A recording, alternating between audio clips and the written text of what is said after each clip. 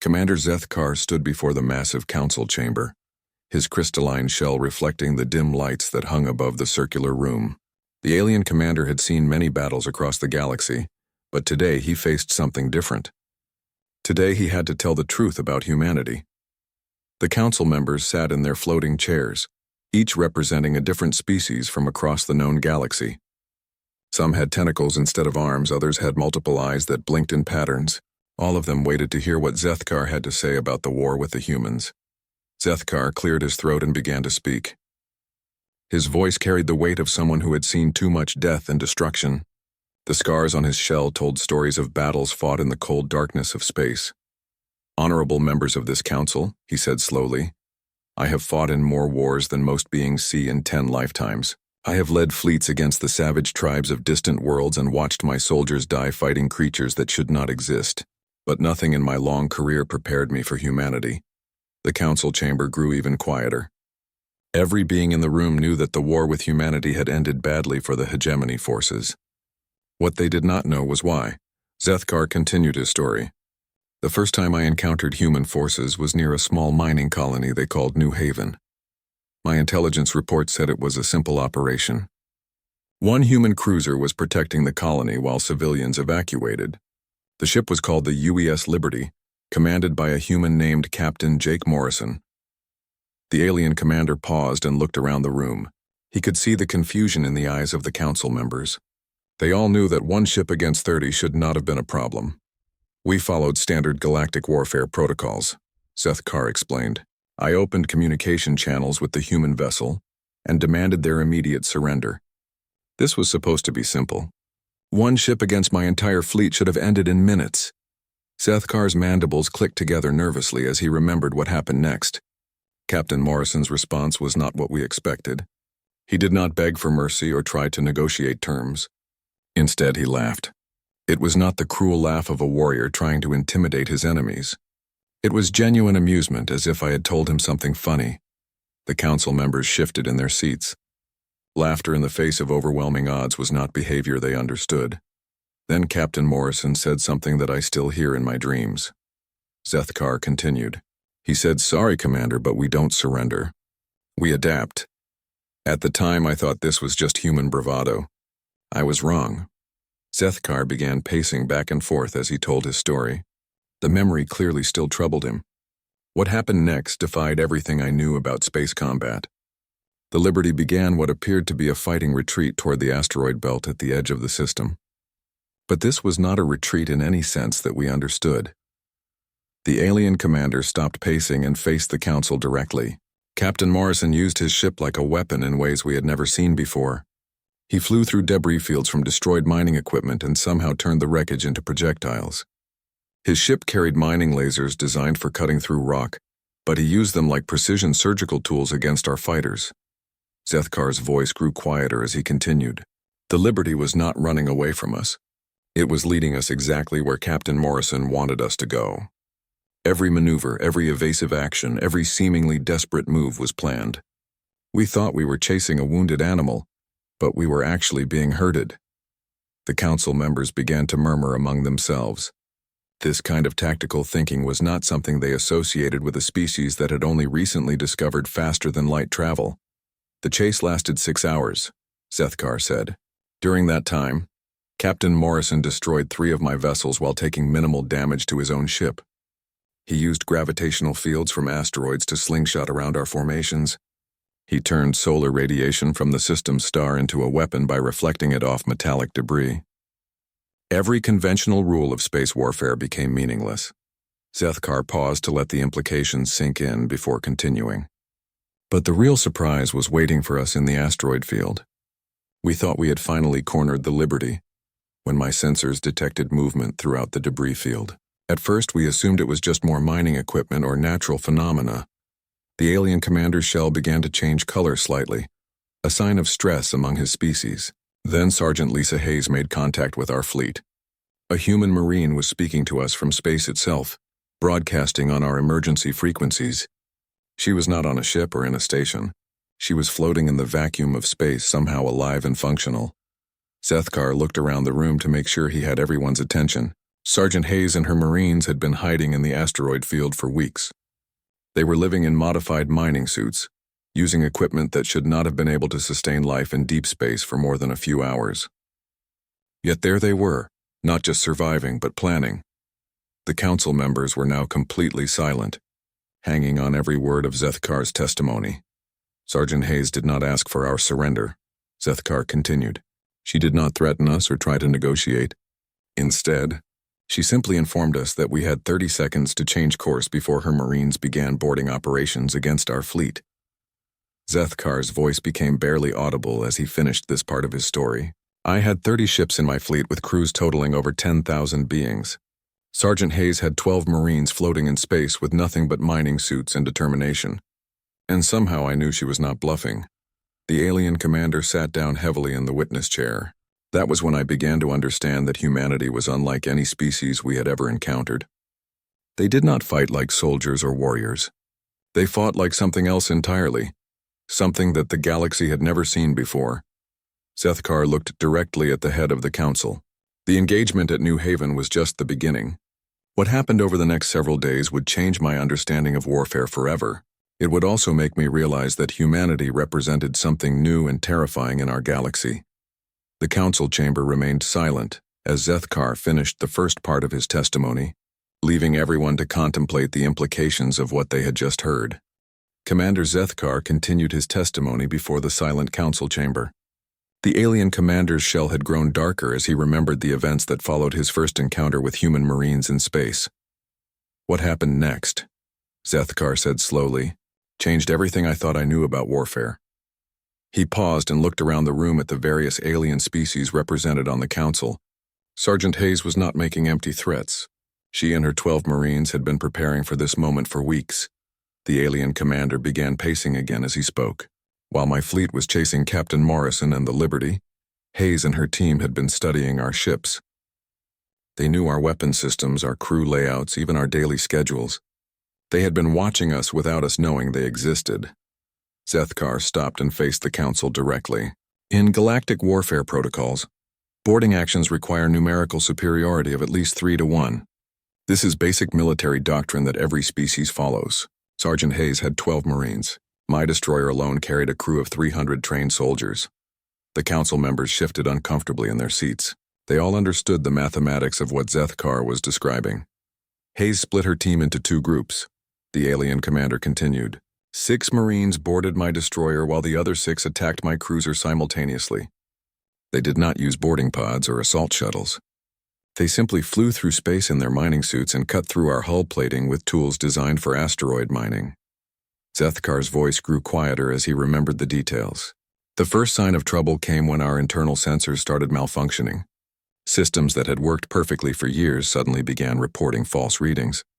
Our security cameras showed empty corridors while our motion detectors registered movement everywhere. The alien commander paused to let this information sink in before continuing. Engineer Pete Collins was responsible for the technical warfare aspect of the boarding operation. According to our intelligence reports, Collins was just a maintenance worker at the mining colony, but he moved through our ship systems like he had designed them himself. Zethkar began describing the systematic breakdown of his ship's defenses. Collins somehow accessed our environmental controls and created pockets of toxic atmosphere that only affected non-human species. He turned our own life support system into a weapon against us. Corridors that had been safe became death traps filled with gases that burned our respiratory systems. The council members were now listening with obvious concern. This level of technical expertise from what should have been a simple engineer was deeply troubling. But Collins did not stop with environmental warfare. Zethkar continued. He also took control of our internal gravity systems. One moment our soldiers would be walking normally through a corridor, and the next moment they would be thrown against the ceiling or crushed against the floor. Collins turned our own ship into our enemy. The alien commander's shell began changing colors again as he remembered the psychological impact of the attack. The most disturbing part was how Collins seemed to enjoy the technical challenge. Our communication systems picked up him talking to his fellow Marines, and he was actually laughing while he disabled our defenses. To him, this was not a life-or-death battle. It was a puzzle to be solved. Zethkar moved on to describe the other Marines involved in the boarding action. Marine Corporal Danny Wright demonstrated another terrifying aspect of human warfare. During the fighting in our main corridor, Wright took wounds that should have killed any living being instantly. Plasma burns covered 60% of his body, and he had lost enough blood to fill a small container.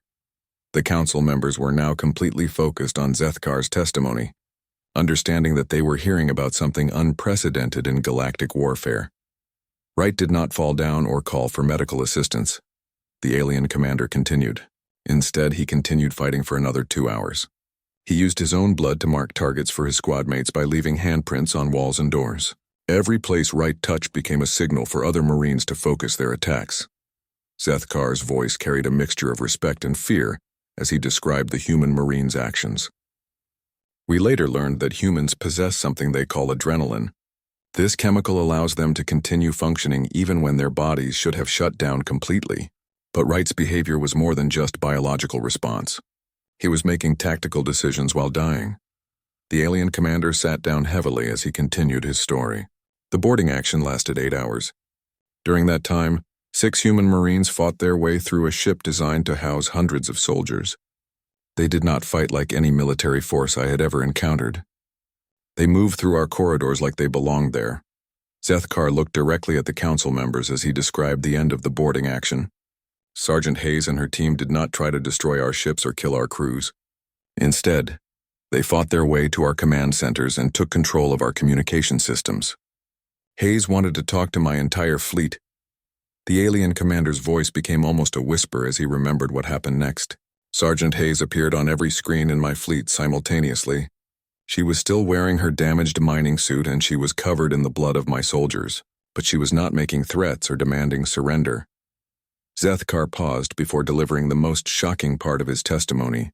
Hayes told my fleet that they had 30 minutes to withdraw from human space or face the consequences. She was not asking for mercy or proposing negotiations.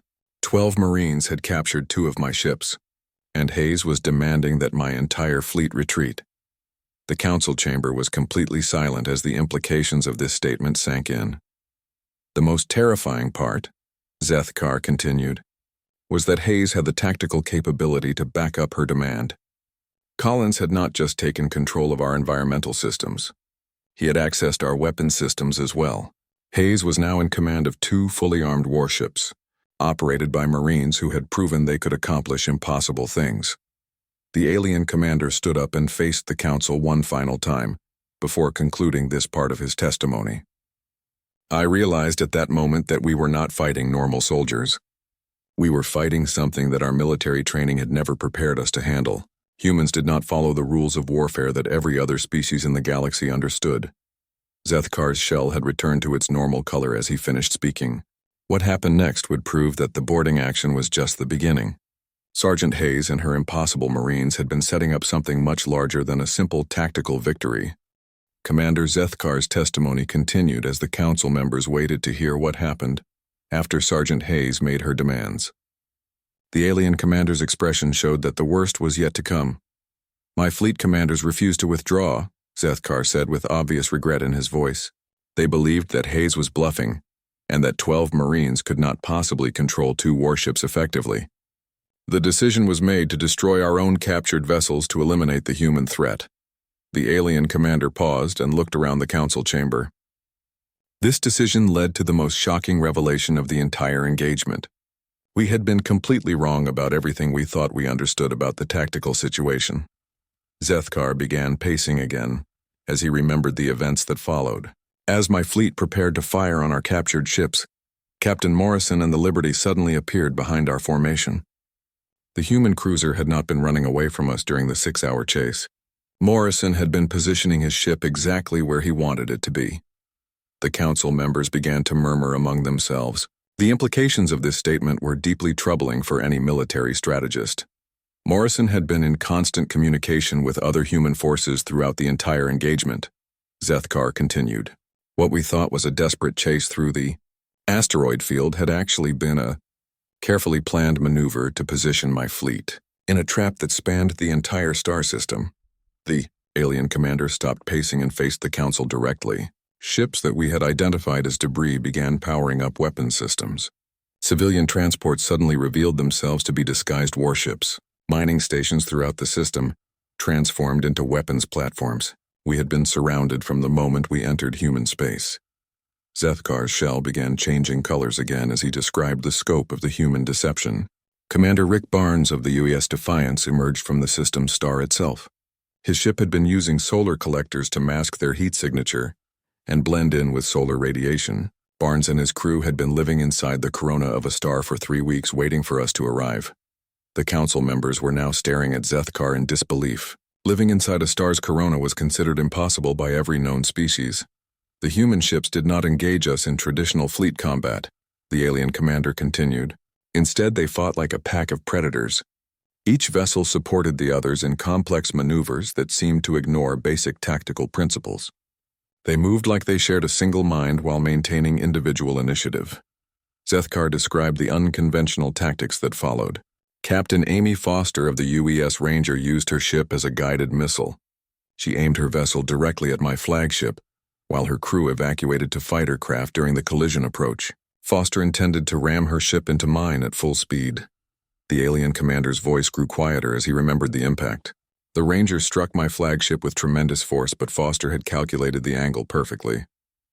Instead of destroying both ships, the collision created a boarding platform. Foster survived the impact and led her remaining crew in a direct assault on my command deck. Zethkar sat down as he continued his testimony. Foster and her crew fought their way through my flagship, while it was still reeling from the collision damage. She had turned her destroyed ship into a weapon platform and was using the wreckage to launch attacks against my bridge crew. Foster was commanding a battle from the ruins of her own vessel. The alien commander looked around the council chamber to ensure everyone understood the significance of what he was describing. Human reinforcements did not arrive as a coordinated fleet. Instead, individual ships appeared at random intervals throughout the engagement. Each new arrival adapted their tactics based on what had succeeded or failed before them. Zethkar continued describing the chaotic battle that followed.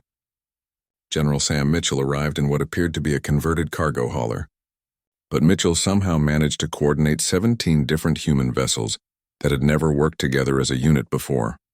The humans were improvising fleet tactics in real time during active combat. The alien commander's voice carried a mixture of admiration and fear as he described Mitchell's coordination efforts. Each human ship captain seemed to understand what the others needed without direct communication. They anticipated each other's movements and supported attacks that had not yet been planned. It was like watching a single organism with multiple independent parts. Zethkar stood up again and began describing the systematic destruction of his fleet. The engagement that should have lasted minutes stretched into days. My ships were not being destroyed quickly or efficiently. Instead, the humans were dismantling my fleet piece by piece while studying our tactics and adapting their own strategies. The alien commander's shell had grown noticeably darker as he remembered the prolonged battle. Every time my commanders developed a counter to human tactics, the humans would change their approach completely. They seemed to view the battle as a learning exercise rather than a life or death struggle. They were experimenting with different ways to defeat us. Zethkar paused before delivering the most disturbing part of his testimony about the battle. The humans were not trying to achieve a quick victory.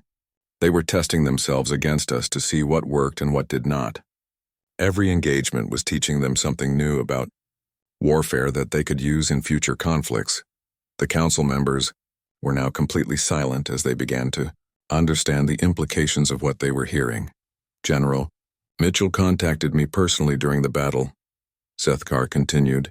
He offered to accept my surrender and guarantee the safety of my surviving crew members. But Mitchell also made it clear that the offer would only be made once. If I refused, the humans would continue their systematic destruction of my fleet until nothing remained. The alien commander looked directly at the head of the council as he concluded this part of his testimony.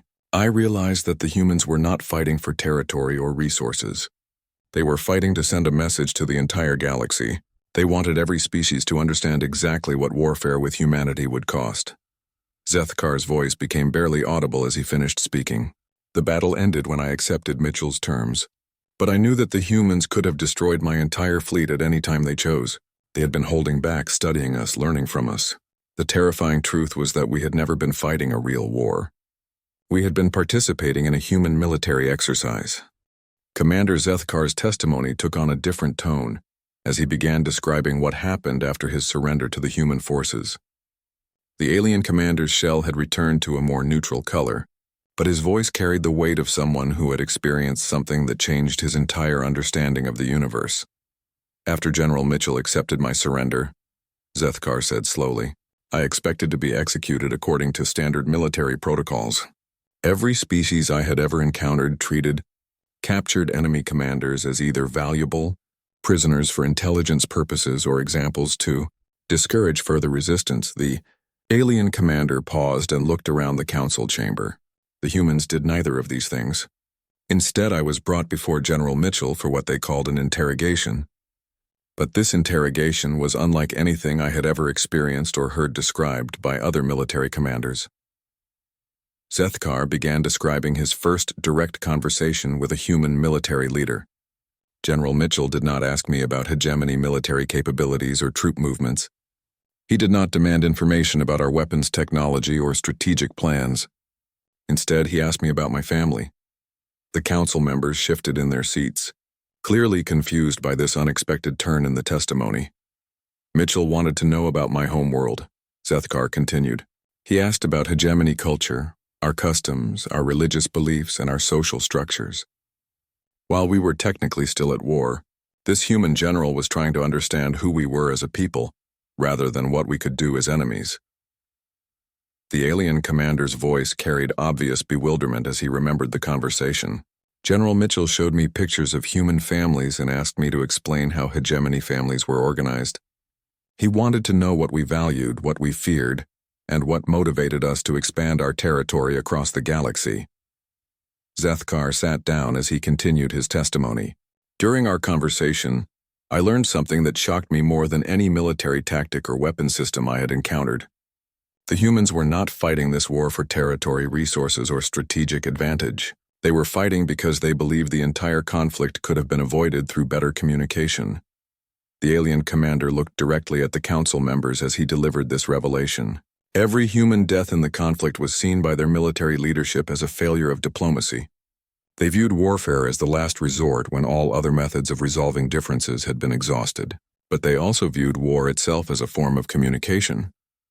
Zethkar described his growing understanding of human military philosophy.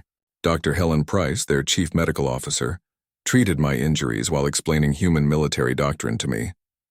She said that humans use warfare to communicate their resolve, their capabilities, and their willingness to sacrifice everything for their principles. The alien commander's voice grew more thoughtful as he continued. Dr. Price explained that human military training includes extensive study of psychology, sociology, and communications theory. Human soldiers are not just trained to fight. They are trained to understand why they are fighting and how their actions will be interpreted by their enemies. Zethkar began describing the systematic education he received while in human custody. Major Chris Logan showed me recordings of human military training exercises. They do not just prepare their soldiers for victory scenarios. They extensively train for situations where victory is impossible, focusing on how to inflict maximum cost on any force that threatens human civilians. The council members were now listening with obvious concern as they began to understand the implications of this approach to military preparation. The human training recordings showed soldiers practicing scenarios where they were outnumbered by ratios of hundreds to one. Zethkar continued, but they were not training to win these battles. They were training to ensure that any enemy victory would be so costly that future conflicts would be discouraged. The alien commander stood up and began pacing as he described what he had learned about human society during his captivity. Throughout the entire conflict, humans had been broadcasting on all frequencies. But these were not military communications or propaganda messages. They were civilian broadcasts showing normal human life continuing during wartime. Zethkar's voice carried a mixture of confusion and respect as he remembered these broadcasts. I saw recordings of human families saying goodbye to loved ones who were volunteering for dangerous military missions. Children were drawing pictures for soldiers they would never meet. Ordinary humans were volunteering for combat roles simply because they believed their help was needed. The alien commander paused to let this information sink in before continuing. Lieutenant Commander Alex Carter, their intelligence officer, explained to me that human military doctrine is based on the principle that every individual civilian is a stakeholder in any military conflict. Humans do not have a separate military class that fights while others remain uninvolved. Zethkar described his growing realization about the nature of human society. When humans go to war, their entire civilization goes to war. Every factory worker, every teacher, every scientist becomes part of the military effort.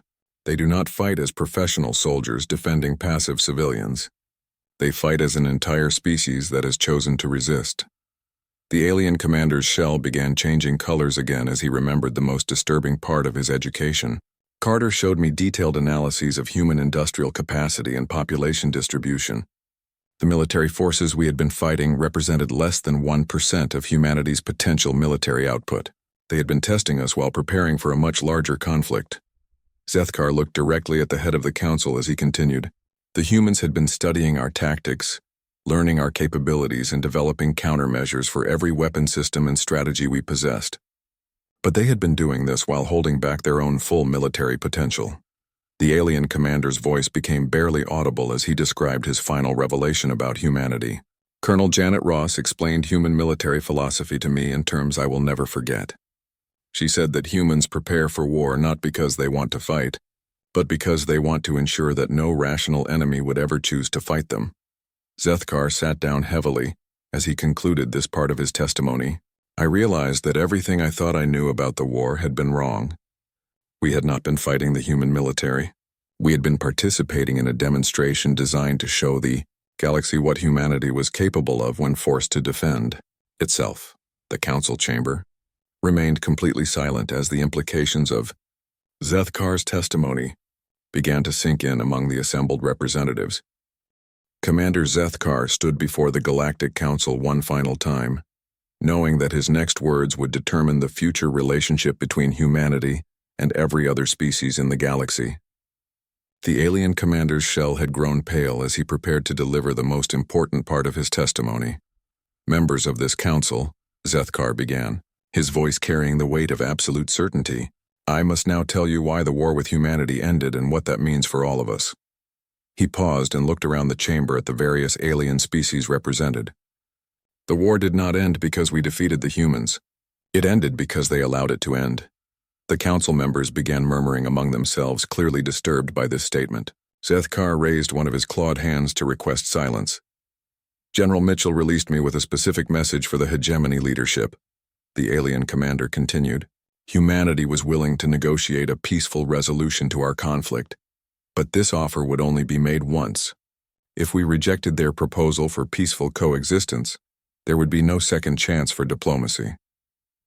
Zethkar began pacing as he described his final interactions with human military leadership. The humans had demonstrated their military capabilities not as a threat, but as what they called a diplomatic tool. They wanted the galaxy to understand exactly what warfare with humanity would cost, should peaceful coexistence prove impossible. The alien commander stopped and faced the council directly. Captain Morrison contacted me personally before I was released from human custody. He said something that I will never forget as long as I live. Morrison told me, "We don't want to be the monsters of this galaxy, but we will be if that's what it takes to protect our people." Zethkar's voice grew quieter as he explained the implications of Morrison's statement. The human approach to warfare is fundamentally different from every other species in the galaxy. Where we fight for conquest, resources, or survival, humans fight for principles. They are willing to sacrifice everything. Not for victory, but for the right to determine their own fate.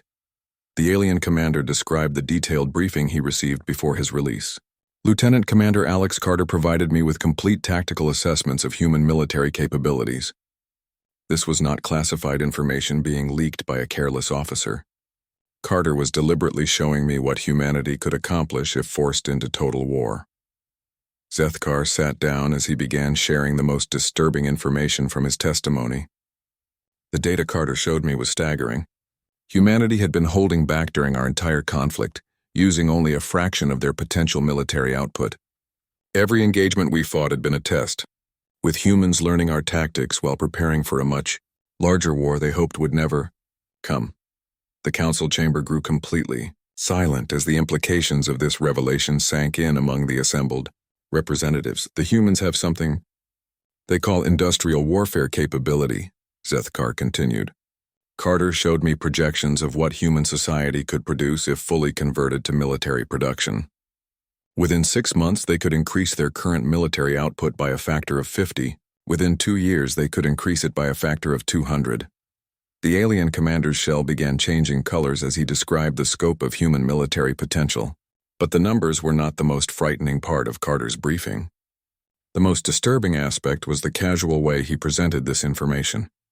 To Carter, the complete militarization of human society was simply one option among many, not an unthinkable last resort. Zethkar stood up and began describing his conversation with Colonel Janet Ross about human military philosophy. Colonel Ross explained that humans prepare for war not because they want to fight, but because they want to ensure that no rational enemy would ever choose to fight them. She called this peace through superior firepower. The alien commander's voice carried obvious respect as he continued. But Ross also explained something else that makes humans unique among galactic civilizations. Humans have a concept they call proportional response. They will match the level of aggression shown by their enemies, but they will not exceed it unless absolutely necessary. Zethkar described the philosophical framework that guides human military decision-making. If attacked by raiders, humans will respond as anti-piracy forces. If attacked by a single world, they will respond as a planetary defense force. But if attacked by a galactic power seeking to destroy or enslave humanity, they will respond as something the galaxy has never seen before. The alien commander paused before delivering the most chilling part of his testimony. Ross told me that humans call themselves the descendants of persistence hunters.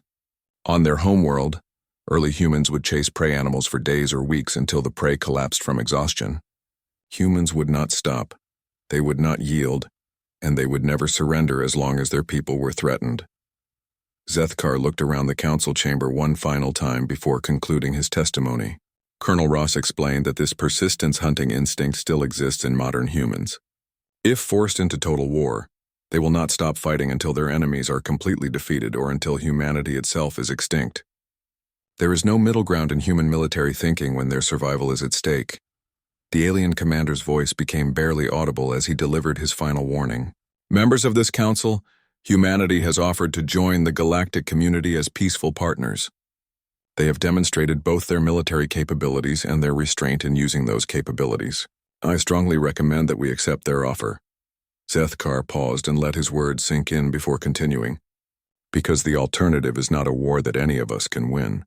It is a war that will teach the entire galaxy why humans became the dominant species on a world filled with creatures stronger, faster, and more aggressive than they are. The alien commander's shell had returned to its normal color as he prepared to conclude his testimony. Humans are not the strongest species in the galaxy, nor the fastest nor the smartest, but they are the most terrifying opponents any of us could ever face, because they do not fight just for victory. They fight for the right to exist as free beings. Zethkar sat down and looked directly at the head of the council. Honorable members, I have given you my complete testimony about humanity and their approach to warfare. The choice of how to respond to their offer of peaceful coexistence is now yours to make. But I hope you will consider carefully what I have told you about what happens when humans are forced to fight for their survival. The council chamber remained silent as Commander Zethkar completed his testimony, leaving the assembled representatives to contemplate the future of galactic civilization.